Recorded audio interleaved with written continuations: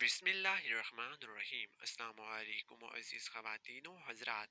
मैं हूं मोहम्मद ख़ुज़ाम आशिक और आप देख रहे हैं मेरा यूट्यूब चैनल जिसका नाम है गर्दिश दौरां। दोस्तों, आज के इस वीडियो में हम हज़रत खालिद बिन वलीद रज़ी अल्लाह ताला अन्हा की बेमिसाल शजाअत और बहादुरी की दास्तान जिसका नाम है शमशीर बेनयाम की किस्त नंबर 15 शुरू करने जा रहे हैं, जिसे लिखा हुआ है अनायतुल्लाह अल्तमश ने। तो चलें इस ईमान अफरोज दास्तान की किस्त नंबर 15 शुरू करते हैं।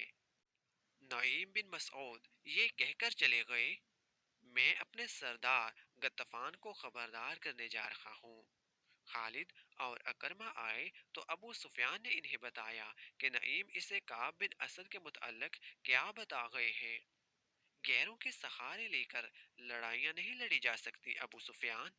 खालिद ने कहा, आपने तो ये सोचा ही नहीं कि बनु करीजा मुसलमानों के साए में बैठे हैं। वो जमीन के नीचे से मुसलमानों पर वार कर सकते हैं, लेकिन वो हैं तो मुसलमानों के रहमो करम पर। अगर आप लड़ने आए हैं तो जंगजुओं की तरह लड़ें। क्या ये सही नहीं होगा कि तुम दोनों में से कोई काब बिन असद के पास जाए? अबू सुफियान ने पूछा। हो सकता है कि उसने नईम से कहा हो कि वो हमसे यरगमाल मांगेगा, लेकिन तुम जाओ तो वो ऐसी शर्त पेश ना करे। क्या तुम्हें नजर नहीं आ रहा है कि तमाम का तमाम लश्कर नीम फाका कशी की हालत में है? क्या ये लश्कर खंदक अबूर कर सकता है? यही एक सूरत है कि काब मदीने के अंदर मुसलमानों पर शबे खून मारने का इंतजाम कर दे। मैं जाऊंगा, अकरमा ने कहा। मैं आपको ये भी बता देता हूँ कि काब बिन असद ने यरगमाल की शर्त पेश की तो मैं आपसे पूछे बगैर मुआहदा मनसूख कर आऊंगा। क्या मैं भी अकरमा के साथ चला जाऊं? खालिद ने अबू सुफियान से पूछा। इसका अकेले जाना ठीक नहीं। नहीं, अबू सुफियान ने कहा, अगर खतरा है तो मैं 2 सालार जाया नहीं कर सकता। अकरमा अपनी हिफाजत के लिए जितने लश्करी साथ ले जाना चाहता है ले जाए। अकरमा इसी वक्त रवाना हो गया। इसके साथ 4 लश्करी थे। इसे बड़ी दूर का चक्कर काटकर बनु करीजा तक पहुंचना था। वो जुमा की रात और तारीख 14 मार्च 627 थी जब अकरमा खंदक से दूर दूर चलता शेखैन के सिलसिला कोख में दाखिल हुआ और काब बिन असद के घर पहुंचा। काब को मालूम था कि अकरमा क्यों आया है। आओ अकरमा, काब बिन असद ने कहा, मैं जानता हूँ तुम क्यों आए हो। तुम्हारे आने की जरूरत नहीं थी। मैंने 10 दिन की मोहलत मांगी थी। काब बिन असद ने अपने गुलाम को आवाज दी। गुलाम आया तो इसने गुलाम से शराब और प्याले लाने को कहा। पहले मेरी बात सुन लो काब, अकरमा ने दो टोक लहजे में कहा। मैं यहाँ शराब पीने नहीं आया। मुझे बहुत जल्दी वापस जाना है। हम मुहासरे को और ज्यादा तूल नहीं दे सकते। हम कल मदीने पर हमला कर रहे हैं। तुम्हारे साथ हमारा जो मुआहदा हुआ है इसके मुताबिक तुम मदीने में इन जगहों पर जो हमने तुम्हें बताई हैं कल से हमले शुरू कर दो।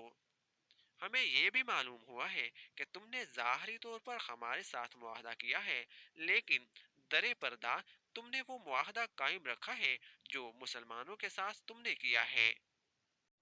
इतने में एक नहायत हसीन लड़की शराब की सराही और प्याले उठाए कमरे में दाखिल हुई। वो अकरमा को देखकर मुस्कुराई। अकरमा ने इसे देखा तो इसके चेहरे पर संजीदगी का तासुर और ज्यादा गहरा हो गया। काब, अकरमा ने कहा, तुमने अपना मजहब और अपनी जुबान इन चीजों के इवज बेच डाली है जिन्होंने कभी किसी का साथ नहीं दिया। काब बिन असद ने लड़की को इशारा किया तो वो चली गई।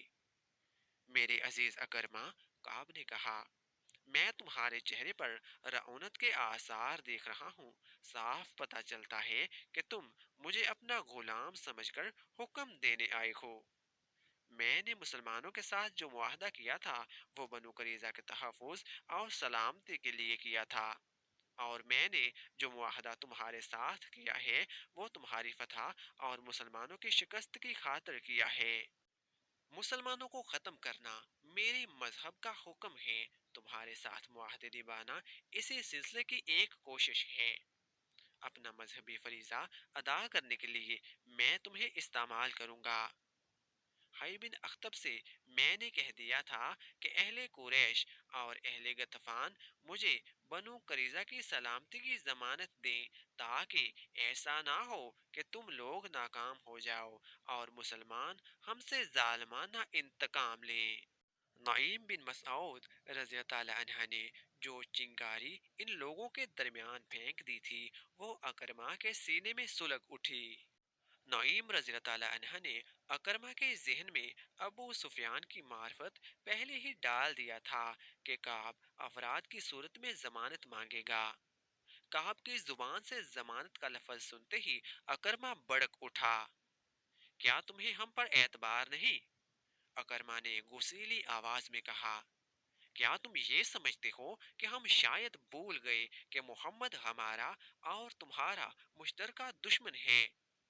میں یہ نہیں کہتا جو تم کہہ رہے ہو، کعب بن اسد نے کہا، لیکن میں یہ ضرور کہوں گا کہ اپنے مشترکہ دشمن کو جتنا میں جانتا ہوں اتنا تم نہیں جانتے۔ میں اعتراف کرتا ہوں کہ جو عقل خدا نے محمد کو دی ہے وہ ہم میں سے کسی کو نہیں دی۔ میں اس کی ضمانت چاہتا ہوں، کہو تمہیں کیسی ضمانت چاہیے؟ اکرما نے پوچھا۔ قبیلہ قریش اور غطفان کے چند ایک سرکردہ افراد ہمارے پاس بھیج دو، کعب بن اسد نے کہا۔ میں کوئی نئی بات نہیں کر رہا اکرما، یہ تمہارا دستور ہے، اس رواج اور شرط سے تم واقف ہو۔ میں نے ضمانت کے طور پر یرغمال میں لینے والے آدمیوں کی تعداد نہیں بتائی، یہ تعداد تم خود مقرر کر لو۔ تم جانتے ہو کہ معاہدے کی خلاف ورزی کرو گے تو تمہارے ان سرکردہ افراد کو ہم قتل کر دیں گے۔ انہیں تم قتل نہیں کرو گے، اکرما نے بڑکی ہوئی آواز میں کہا، تم انہیں مسلمانوں کے حوالے کر دو گے۔ کیا کہہ رہے ہو اکرما؟ کعب بن اسد نے حیرت اور پریشانی کے لہجے میں پوچھا۔ کیا تم مجھے اتنا خلیل سمجھتے ہو کہ میں تمہیں یہ دھوکہ دوں گا کہ تمہارے قبیلوں کے سرداروں کو مسلمانوں کے ہاتھوں قتل کراؤں گا؟ مجھ پر اعتبار کرو۔ یہودی پر اعتبار کرنا ایسا ہی ہے جیسے کسی نے سانپ پر اعتبار کر لیا ہو، اکرما نے غصے کے عالم میں کہا۔ اگر تم اپنے آپ کو اتنا ہی قابل اعتماد سمجھتے ہو تو کل مدینہ میں ان چھوٹے قلعوں پر حملے شروع کر دو جہاں مسلمانوں نے اپنی عورتوں اور بچوں کو رکھا ہوا ہے۔ کل؟ کعب نے کہا، کل ہفتے کا دن ہے، یہودیوں کا ایک مقدس دن ہے جسے ہم سبت کہتے ہیں۔ اس روز عبادت کے سوا ہم اور کوئی کام نہیں کرتے۔ کوئی یہودی سبت کے دن کوئی کام یا کاروبار کرے یا کسی پر حملہ کرے تو خدائے یہود اسے انسان سے خنزیر یا بندر کی شکل میں تبدیل کر دیتا ہے۔ اکرما دیکھ چکا تھا کہ کعب بن اسد کی نیت ٹھیک نہیں ہے، وہ شراب پیتا چلا جا رہا تھا۔ اکرما نے شراب پینے سے انکار کر دیا تھا۔ اس نے ابو سفیان سے کہا تھا کہ وہ فیصلہ کر کے ہی واپس آئے گا۔ تم کل حملہ کرو یا ایک دن بعد کرو، ہم تمہاری نیت کو عملی صورت میں دیکھ کر فیصلہ کریں گے کہ تمہیں یرغمال میں اپنے آدمی دیے جائیں یا نہ دیے جائیں۔ اکرما نے کہا، اس سے پہلے ہم تمہیں ایک آدمی بھی نہیں دیں گے۔ میں کہہ چکا ہوں کہ یرغمال کے بغیر ہم کچھ نہیں کریں گے۔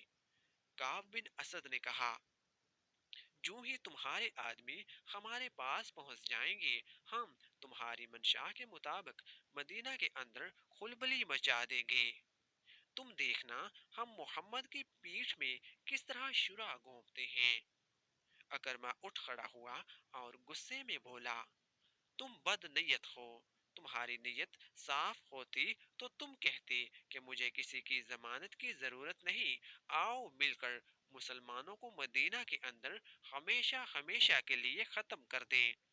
مجھے اگر حکم ہی ماننا ہے تو میں محمد کا حکم کیوں نہ مان لوں؟ کعب بن اسد نے اکرما کا गुस्सा देखते हुए कहा, हम मुसलमानों के साथ रहते हैं, हमें जो तहफ़्फ़ुज़ इनसे मिल सकता है वो तुम नहीं दे सकोगे। मवरख इब्ने हशाम और इब्ने साद ने लिखा है कि नईम रज़ी ताला अन्हा का छोड़ा हुआ तीर निशाने पर लगा। अकरमा गुस्से के आलम में काब बिन असद के घर से निकल आया। यहूदियों और अहले कुरैश का मुआहदा जो अगर बरकरार रहता तो मुसलमानों की कमर टूट जाती, काब के घर के अंदर ही टूट गया। जब अकरमा काब बिन असद से मिलने जा रहा था, इस वक्त नईम बिन मसऊद रज़ी ताला अन्हा अपने कबीले के सरदार गतफान के पास बैठे हुए थे। इसके साथ भी उन्होंने काब बिन असद के मुतालिक वही बातें की जिन बातों से वो अबू सुफियान को भड़का चुके थे। अबू सुफियान ने गुस्से में आकर अकरमा को बुलाया था। गतफान ने अपने सालार इनिया को बुला लिया। क्या तुमने सुना है कि काब बिन असद हमें धोखा दे रहा है? गतफान ने इनिया से कहा, वो हमसे यरगमाल में रखने के लिए सरकर्दा अफराद मांगता है, क्या ये हमारी तौहीन नहीं?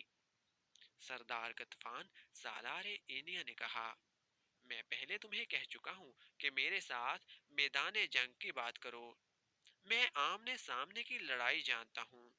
मुझे इस शख्स से नफरत होगी जो पीठ के पीछे आकर वार करता है, और मुझे इस शख्स से भी नफरत होगी जिसकी पीठ पर वार होता है। और फिर तुम यहूदियों पर एतबार करते हो। अगर काब बिन असद कहेगा कि मुझे अपने कबीले का सरदार गतफान यरगमाल में दे दो, तो क्या मैं तुम्हें इसके हवाले कर दूंगा? मैं इस शख्स का सर उड़ा दूंगा जो ऐसा मुतालबा करेगा। नईम बिन मसऊद रज़ी अल्लाह अन्हा ने कहा, मैं इन यहूदियों को अपने कबीले की एक भेड़ या बकरी भी ना दूंगा। खुदा की कसम, काब ने हमारी तौहीन की है। अबू सुफियान क्या कहता है? गत्तफान ने नईम रज़ी अल्लाह अन्हा से पूछा। ये बात सुनकर अबू सुफियान गुस्से से कांपने लगा था। नईम ने कहा, अबू सुफियान कहता है कि वो काब बिन असद से इस तौहीन का इंतकाम लेगा, और इसे इंतकाम लेना चाहिए। सालारे एनिया ने कहा, बनु करीजा की हैसियत है ही क्या? वो हमारे और मुसलमानों के दरमियान इस तरह पिस जाएंगे कि इनका वजूद ही खत्म हो जाएगा। खालिद को आज मदीना की तरफ जाते हुए वो वक़्त याद आ रहा था जब अकरमा बनु करीजा की बस्ती से वापस आ रहा था। खालिद दौड़ता हुआ इस तक पहुंचा था। उधर से अबू सुफियान घोड़ा दौड़ाता गया। अकरमा के चेहरे पर गुस्से और थकन के गहरे आसार थे। क्या खबर लाए हो? अबू सुफियान ने इससे पूछा। खुदा की कसम अबू सुफियान, मैंने काब से ज्यादा बदनीयत इंसान पहले कभी नहीं देखा था। अकरमा ने घोड़े से कूदकर उतरते हुए जवाब दिया, नईम ने ठीक कहा था। क्या इसने हमसे यरगमाल में रखने के लिए आदमी मांगे हैं? खालिद ने पूछा। हाँ खालिद, अकरमा ने कहा था। इसने मुझे शराब पेश की और मेरे साथ इस तरह बोला जैसे हम इसके मकरूज हों। इसने कहा कि पहले यरगमाल में अपने आदमी दो, फिर मैं मदीना के अंदर शबे खून मारूंगा। क्या तुमने इसे कहा नहीं कि अहले कुरैश के सामने बनु करीजा की हैसियत ऊंट के मुकाबले में एक चूहे की सी है? खालिद ने कहा, क्या तुमने इसका सर इसके कंधों से उतार नहीं दिया? मैंने अपना हाथ बड़ी मुश्किल से रोका था। अकरमा ने कहा, इसके साथ हमारा जो मुआहदा हुआ था वो मैं तोड़ आया हूँ। तुमने अच्छा किया, अबू सुफियान ने दबी दबी आवाज में कहा था। तुमने अच्छा किया, और वो परे चला गया था। ये कोई बहुत पुराना वाकया नहीं था, 1.5-2 साल पहले की ही बात थी। आज जब खालिद मदीना की तरफ जा रहा था तो ये जाना पहचाना रास्ता उसे अजनबी सा लग रहा था।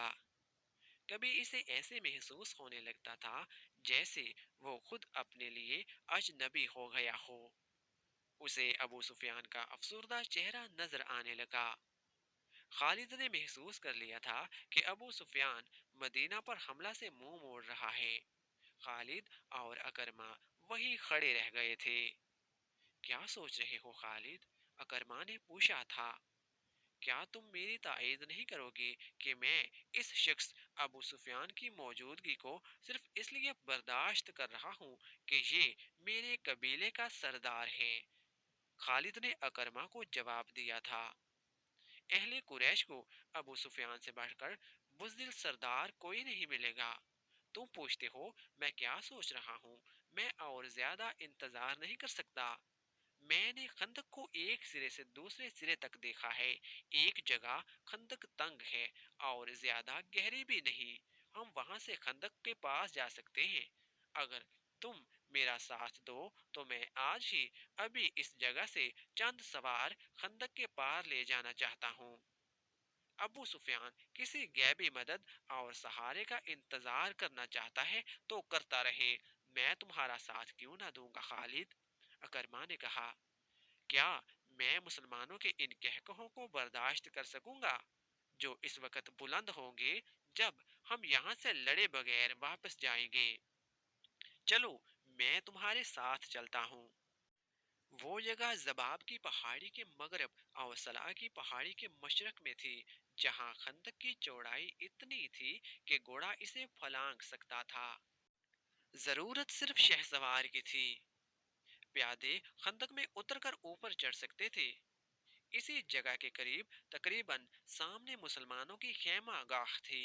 खालिद ने अकरमा को ये जगह दूर से दिखाई। पहले मेरे सवार खंदक फलांगेंगे, अकरमा ने कहा। लेकिन अभी हम तमाम का तमाम सवार दस्ता नहीं गुजारेंगे। बाहर जाकर मुसलमानों को एक एक सवार को मुकाबले के लिए ललकारेंगे। वो इस रवाज की खिलाफ वर्जी नहीं करेंगे। मेरे साथ आओ खालिद, मैं अपने मुंतखब सवार आगे लाऊंगा। तुम अभी खंदक के पार ना जाना। अगर हम दोनों मारे गए तो अहले कुरैश को सवाए जिल्लत के कुछ नहीं मिलेगा। अबू सुफियान का दिल मुहासरा से उठ चुका है। वो लड़ने के जज्बे को सर्द कर चुका है। वो मुकाम जहां खंदक घोड़े की लंबी छलांग से फलांगी जा सकती थी, ऐसी आउट में था जिसे गश्ती संतरी करीब आकर ही देख सकते थे। अकरमा ने 7 सवार मुंतखब कर लिए थे। इन 7 सवारों में से एक कवि हेकल बल्कि देव का शख्स उमर बिन अबदूद भी था, जिसकी धाक इसकी जसामत की बदौलत दूर दूर तक फैली हुई थी। अकरमा इन 7 सवारों को मुकर्रा मुकाम से कुछ दूर तक इस अंदाज से ले गया जैसे घोड़ों को टहलाई के लिए ले जा रहा हो। मुसलमानों के संतरियों को इन पर शक ना हुआ। सबसे पहले मैं खंदक फलांगूंगा, अकरमा ने चलते चलते अपने सवारों से कहा था। क्या ये ठीक नहीं होगा कि सबसे पहले मेरा घोड़ा खंदक को फलांगे? उमरो बिन अबदूद ने कहा। नहीं उमरो, अकरमा ने कहा, पहले मैं जाऊंगा। अगर मेरा घोड़ा खंदक में गिर पड़ा तो तुम खंदक फलांगने की कोशिश ना करना। तुम्हारा सालार अपनी जान की कुर्बानी देगा। ये कहकर अकरमा ने घोड़े की बाग को झटका दिया। घोड़े का रुख खंदक की तरफ हुआ तो अकरमा ने एड़ लगा दी। अरबी नस्ल का घोड़ा हवा से बातें करने लगा। अकरमा ने लगाम और ढीली कर दी और घोड़े को फिर एड़ लगा दी। घोड़े की रफ्तार और तेज हो गई। खंदक के किनारे पर जाकर अकरमा घोड़े की पीठ से उठा और आगे को झुक गया। घोड़ा हवा में बुलंद हो गया। खालिद कुछ दूर खड़ा देख रहा था। कबीला कुरैश के बहुत से लश्करी देख रहे थे। जमीनों आसमान देख रहे थे। तारीख देख रही थी। घोड़े के अगले पांव खंदक के दूसरे किनारे से कुछ आगे और पिछले एन किनारे पर पड़े। घोड़ा रफ्तार के जोर पर आगे चला गया। उसकी टांगे दोहरी हो गईं। इसका मुंह जमीन से लगा। अकरमा गिरते गिरते बचा। घोड़ा अभी संभल गया और अकरमा भी। उसे अपने पीछे ललकार सुनाई दी। आगे निकल जाओ अकरमा। अकरमा ने पीछे देखा। उमरो बिन अबदूद का घोड़ा हवा में उड़ रहा था। उमरो रकाबों पर खड़ा आगे को झुका हुआ था। کسی کو توقع نہیں تھی کہ اتنے وزنی سوار کے نیچے گھوڑا خندق پھلانگ جائے گا، لیکن گھوڑا اسی جگہ جا پڑا جہاں اکرما کا گھوڑا گرا تھا۔ عمروں کے گھوڑے کی ٹانگیں ایسی دوہری ہوئی کہ منہ کے بل گرا اور ایک پہلو پر لڑک گیا۔ عمرو گھوڑے کی پیٹھ سے لڑک کر کلا بازیاں کھاتا گیا۔ ایک لمحے میں گھوڑا اٹھ کھڑا ہوا، ادھر عمرو اٹھا اور پلک جھپکتے گھوڑے پر سوار ہو گیا۔ اس کے پیچھے اکرما کے دو سوار اکٹھے چلے آ رہے تھے۔ خندق کے کنارے پر آ کر دونوں سواروں نے اپنے گھوڑوں کی پیٹھیں خالی کر دی اور ان کی گردنوں پر جھکے ہوئے تھے۔ دونوں گھوڑے خندق پھلانگ گئے۔ اہل قریش کے لشکر نے داد تحسین کے نعرے لگائے۔ اس شور سے مسلمان پہرے دار دوڑے آئے۔ اتنے میں اکرما کے دو اور گھوڑے اپنے سواروں کو اٹھائے خندق کے کنارے سے ہوا میں اٹھے۔ ان کے پیچھے 7 میں سے باقی سواروں نے بھی اپنے گھوڑوں کو ایڑ لگا دی۔ تمام گھوڑے خندق پھلانگ آئے۔ ٹھہر جاؤ، اکرما نے مسلمان سنتری کو بلند آواز میں کہا۔ کوئی اور گھوڑا خندق کے اس طرف نہیں آئے گا۔ محمد کو بلاؤ۔ تم میں جو سب سے زیادہ بہادر ہے اسے لاؤ۔ وہ میرے ایک آدمی کا مقابلہ کر کے گرا لے تو ہم سب کو قتل کر دینا۔ خدا کی قسم ہم تمہارا خون اس ریت پر چھڑک کر واپس چلے جائیں گے۔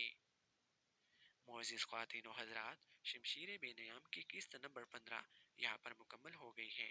اس ایمان افروز داستان کی اگلی اقساط دیکھنے کے لیے جڑے رہیے ہمارے اس چینل کے ساتھ جس کا نام ہے گردش دوران۔ تو ملتے ہیں اس سلسلے کی اگلی اقساط کے ساتھ، تب تک کے لیے مجھے اجازت دیجیے۔ اللہ تعالی ہم سب کا حامی و ناصر دعاؤں میں یاد رکھیے گا۔